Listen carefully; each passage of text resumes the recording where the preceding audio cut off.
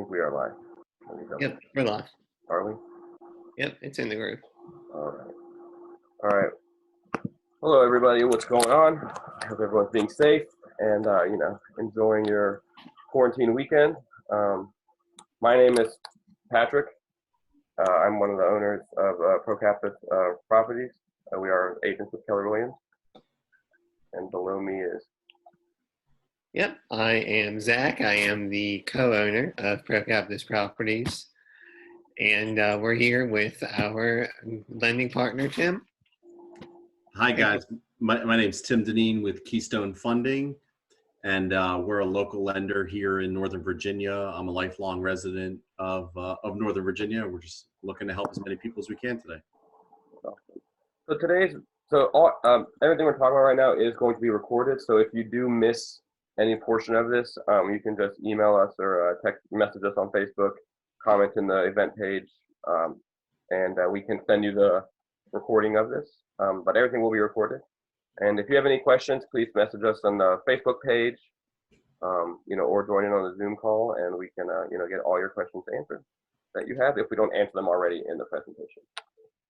So with that being said, I think what we're going to do is we're going to go into a little bit of what's going on in the market right now. We've had a lot of questions about, is it slowing down? Is it speeding up? Where is it compared to last year? So what we did was we took all of the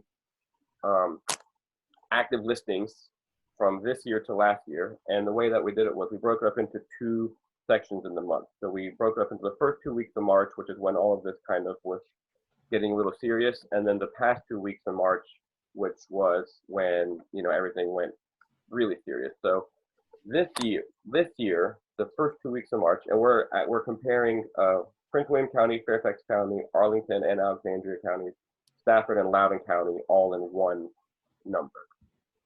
So this year, in the first 2 weeks of March, there was 2,530 active listings. So compared to last year, the first 2 weeks of March, there was 2,800 listings. The number of closed listings that happened this year was 1,166, and the number of closed listings last year was 1,340. So it does seem like there was higher numbers, but the ratios are about the same because there was more listings last year than there was this year. Now, compared to the past 2 weeks in March, with the last 2 weeks, it's actually a bit surprising. So what happened was, the last 2 weeks in March this year, there was 2,600 active listings and about 1,850 closings. Last year in March, there were 2,100 listings and about 1,700 closings. So actually, we had an increase this year compared to last year. Days on market actually decreased also. Average days on market this year is only 6 days on the market, which is pretty crazy. Now, there's different variables in there, obviously, but average days on market for all those counties was 6 days this year. Average days last year was 7 days. Statistically, it's about the same. But to answer, most people's questions is nothing's really been affected so far. Luckily, that if anything, there's been a slight increase in active listings and closings in the end of March. And I think the reason for that is a lot of people still need to move, right? And right now, more than ever, those people need the right team by their side, and the agents and the buyers are being a little more educated, and they're making their decisions a lot faster, and they're not really playing games. Do you think so, Zach? Yeah, I would definitely agree. I think, there is this sense of fear among some sellers and buyers that do not have the right team by their side. Just for example, we had a home go on the market at, I actually remember exactly, it was 7:57 this morning, and it is now 12:05. We're already expecting a offer coming on the property, just because that buyer, they had a home they were under contract with. That seller got cold feet, didn't know when they were going to be able to move, if anything was going to change. So that seller backed out, leaving the buyer high and dry. Luckily, this buyer had a good agent by their side. They brought them to our listing, and we were able to move quickly. So people are still out there looking. we've seen historically we've had inventory problems that doesn't seem to be changing based on the stats that Patrick went over. And yeah, so properties are still moving. It's just more important than ever to go through the right process. And a lot of buyers are putting, we're as agents ourselves, we're telling all of our buyers, your first offer needs to be your best offer, right? Sellers and selling agents are accepting offers much faster now, just because they want to get the process started. They want to get the process, through in a timely manner, and they don't really want to play games. They don't want to play around. And one thing is, in this situation now, it will be, you have to just take into consideration, it will be a bumpy road, but if you have the proper team and the proper knowledge up front, you can get through it, pretty swiftly. And one thing people need to make sure is you need to make your decisions based on logic and not emotion. There's a lot of people doing emotional buying, and when you're purchasing a home, you need to put logic into it. You need to look at buying a home not with what's going to happen in the next 6 months or what the news is saying is going to happen in the next 6 months. You're not buying a home to live in for 6 months. You have to look at this 5 years, 6 years, 7 years, 10 years down the road of, how the investment's going to be. And right now, there's not many people putting their house on the market, or not that many people. There's people that are getting cold feet, but, there's still going to be people buying and people selling. So I think with that being said, I think that that can go into how the process actually goes. Yeah, I just wanted to take a minute, walk you guys through a snippet of our home buying guide, just going through the process. If you would like the entire guide, just please feel free in the comments, drop your email, or you can email or text me. My email is, well, I'll post it just because my last name is weird and it's hard to spell. But my number is 703-498-8067. You can feel free to text me, and I'll be happy to get the entire guide to you. But like I said, I just want to run through 10 steps that we found when it comes to buying a home. And I know I said there's 10 steps, but really this first step is the key part, especially with everything going on now, and Tim will touch on it momentarily. But the first step is to get pre-approved, not just pre-qualified with a lending specialist. Rates and guidelines are changing rapidly, so it's important to go ahead and get locked in, get approved, and get a plan in place with a qualified lender. Number two, we're going to go out, we're going to shop for your dream home after we do a consultation to figure out what your real needs are. Patrick or myself will take you out and just find some homes that fit for you. Third, I want you to pick a top 2 list. A lot of people get the FOMO when they look at houses and want to see everything possible that they can see, but when you do that, especially in markets where things are moving fast, you're going to miss out by having that FOMO. So pick a top 2, and then we're going to place an offer on your number 1 choice. Like Patrick had mentioned, it needs to be a strong offer coming out. We're not in the in the situation where you can go and maybe I can lowball, it's things like that. It's just not the market to do that. And if you want a house, winning an offer means coming in strong and getting the process started. Next, if it comes to it, be prepared for a counteroffer. We'll negotiate that for you and walk you through that process. And then after that, we sign it, we date it, we get the timeline started. We will lay that timeline out for you. We're going to schedule your inspections. If it is necessary or possible, negotiate any repairs, get the appraisal done. A lot of the 7th or the 8th step, is where Tim's team takes over and you go through the mortgage process, get them all the proper paperwork that you need. Step number 9 is to proceed with the contract, execute it, make sure everything is taken care of. And we do final walkthroughs. Your last and final step, we do final check-ins with Tim. We finalize the appraisal. do the final walkthrough with Patrick and myself, make sure that the home is good to go. And then we go to the closing table, sign, you move in, get all the moving trucks set up, and then about a month later, we throw a little housewarming party for you and get you all settled in. And those are the 10 steps that we've laid out for the home buying process. Like I said, if you want the entire workbook, just send us an email or a text for The that. question I think people always ask us is there any money up front that they have to spend, right? A lot of Yeah. people always think, do I need money to, what do I need to spend up front? What do you think, that is?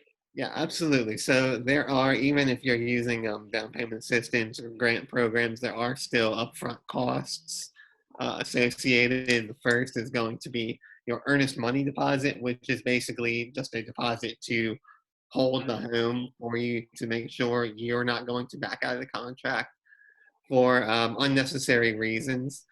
So that typically runs about 1% of the sales price. It is negotiable, but 1% is pretty typical. To make a stronger offer, you can go higher, but that also depends on your available funds. So if it's 1% of the sales price, let's say you're purchasing a $300,000 home, you put $3,000 down. Like I said, to hold that home for you and basically give you some skin in the game. Other fees could be if you do a home inspection. That typically runs between $400 to $500. It varies based on inspector and different deals, but home inspection is typically $400 to $500. And if your home is on septic, things like that, there are other inspections that you can do. So just something to be mindful of before going in. And then your appraisal is also an upfront cost, and that would be made through your lender. So that typically runs between $350 to $450, and that, like I said, it's paid upfront with your lender when you are making application.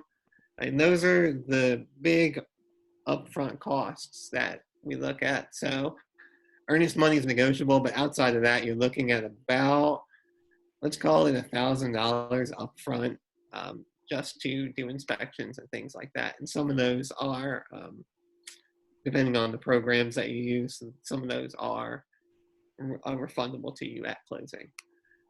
But again, those are that's the process. That is the upfront costs.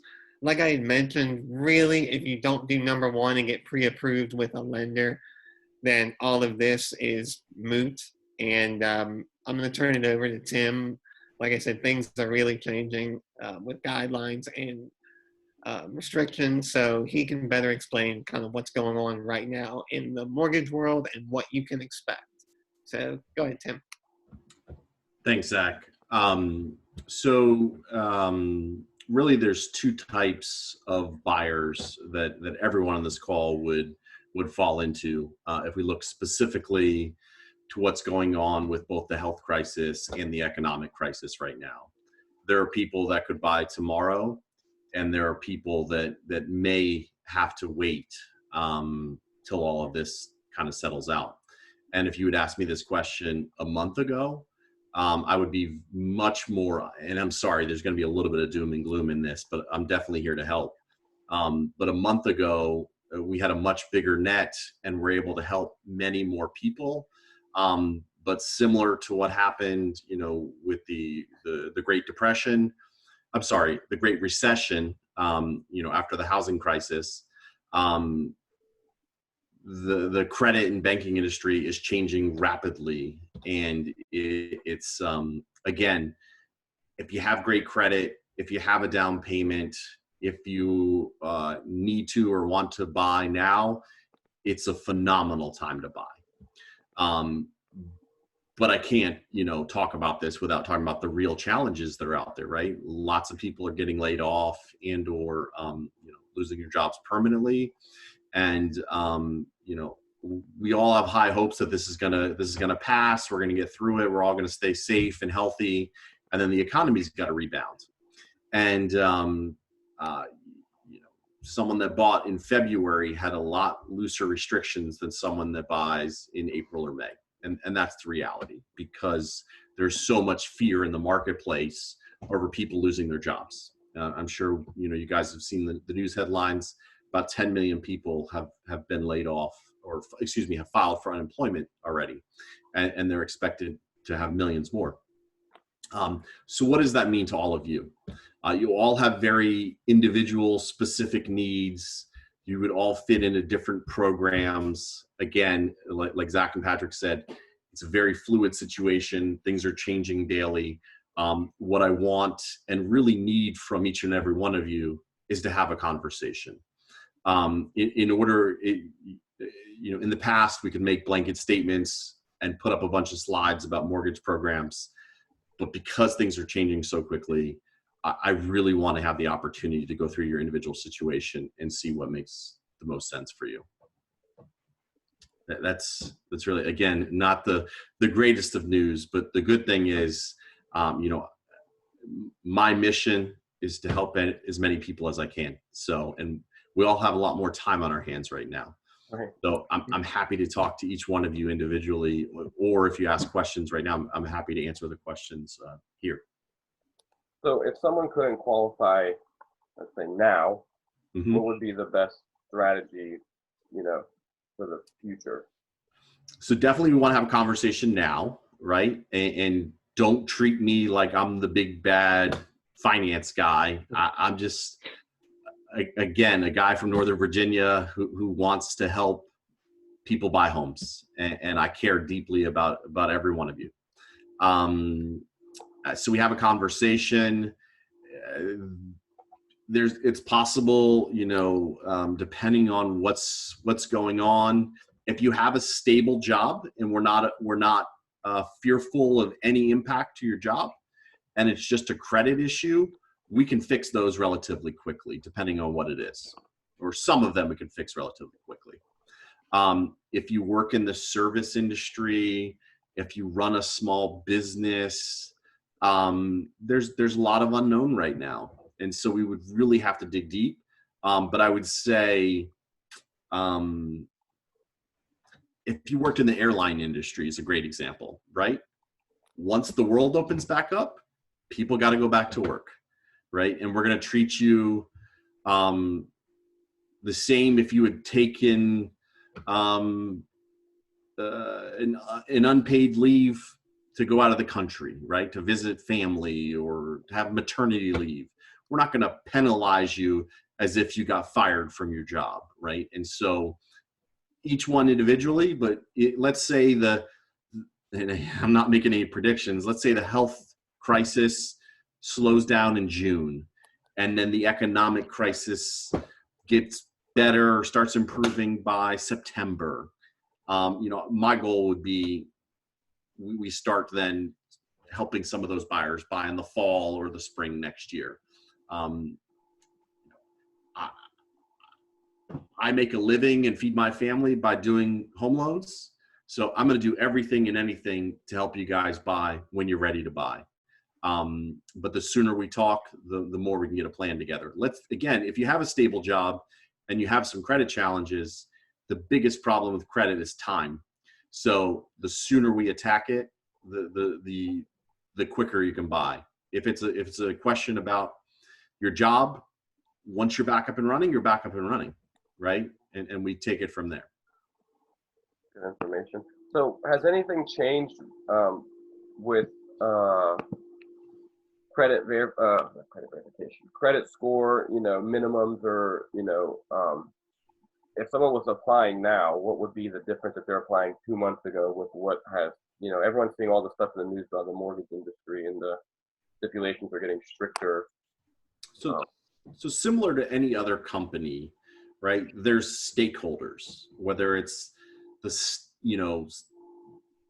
couple million shareholders in Delta Airlines or whatever it is. In the mortgage industry, right, we have all the people that work for us and with us, all of our vendors that we all rely on loans. And then we sell those loans. And so we've got investors and we've got next level investors, all these people that all we could talk forever about that, but the whole kind of life cycle and chain of loans.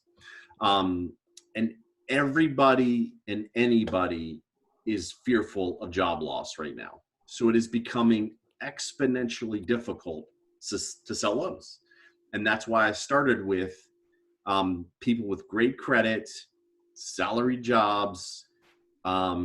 It's going to be a matter of verification of employment.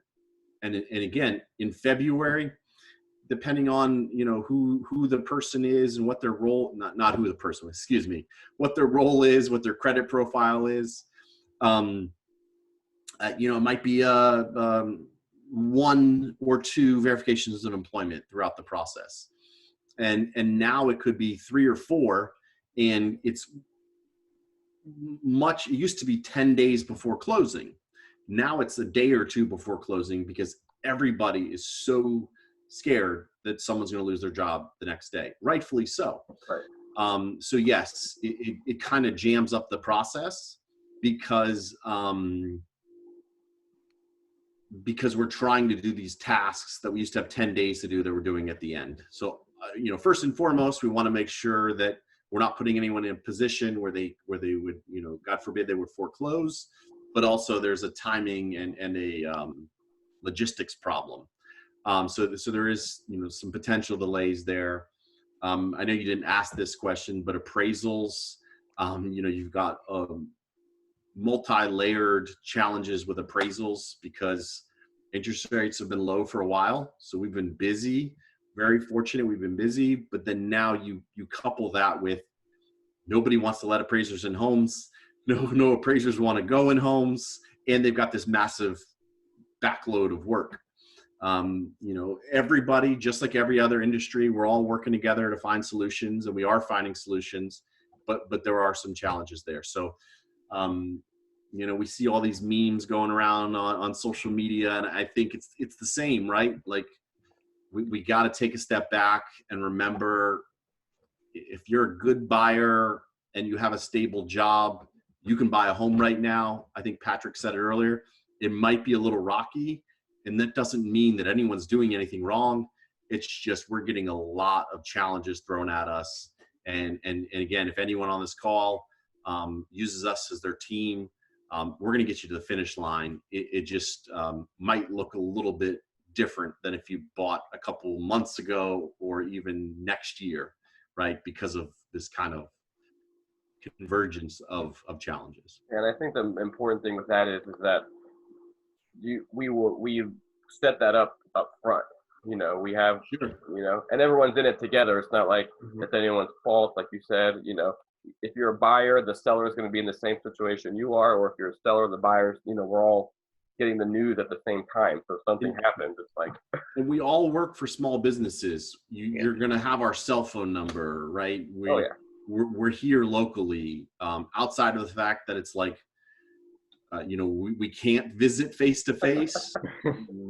We are here, and we're accountable to each other, and that's huge in this. So I think the last kind of thought for me with pre-approval that's different than a month ago is, no matter what your situation is or was, we have to have a conversation. We have to get very granular about your job, and we need documents. But all of that can be accomplished in one conversation, and you send all over all the documents. Yeah. And then the verification of employment, right? And then obviously we got to reach out to your employer, which may or may not be challenging because of people not working, and you, the customer or the client, can help us with that, right? With emails and phone numbers of the people that can help. But I wanted to kind of wrap it up with, yes, I'm saying there's a lot of components to that, but none of it has to be super long at the front end, right? If you, the client, call me, we do an application, you send me the documents request. Today's Sunday, tomorrow's Monday, your employer's open, they do the verification of employment, we can have it pre-approved immediately. But as we know, there's millions of Americans right now where that's not an option. So I just wanted to kind of lay all that out. I think Absolutely. go ahead, Zach. You want to say something? No, go ahead. So I think with all the information that we've given, that we have, it is a emotional time, but one thing that I think that we've all agreed on is it's not a time that you should just stop. If home buying is your goal, if that's still something that you're pursuing for this year, I mean, now is a better time than any other to go ahead or have that initial conversation. Call Tim, call us, message us, and just have the conversation. It's not obligating, or it's not, you don't lock into anything. Just ask questions and have that conversation, and just see where you lie. And the one thing we will tell you is, and I know and I may speak for all of us, if right now is not the time for you to purchase a home, if that's something that isn't capable, then we're going to tell you straightforward, And Right. I think the last thing we want is to put you in a situation that is not ideal. Right. Like I said, we're in the relationship business. We're not going to just toss you aside and say, oh, they can't buy now. We're going to sit down and come up with a game plan, whether that's on Tim's side, getting you in the best position to get a mortgage, whether that's on our side, the best strategy to go find a home. We're going to work with you, and if now is not the right time, get a game plan for when the right time arrives, so that we can move as quickly as possible. Like I said, our goal is to get you to your goals. So again, even if you just want to have a conversation to hash that out, whether now is the right time or not, let's talk and get a game plan in place. Yeah. All right. Well, other than that, I don't see anyone that asked any questions. Hopefully, that means we answered all of everyone's questions. If anyone does have any questions that they didn't want to post or they didn't want to put out there, please message myself, message Zach, message Tim. I'll put all of our information on the event page, and we will send stuff out to everyone to you have everyone's information. Other than that, Tim, do you have anything else you want to add, or Zach, anything else you want to add? No, again, even if it's not the right time, we know the common thing right now is we all have a lot of time on our hands. So I would say let's just have the conversation. There's zero pressure from any of us. Yeah. And, I hope everyone has a great afternoon and stay safe. Yeah. Yep. Stay safe, guys. All right. Thanks, everyone. We'll talk to you later.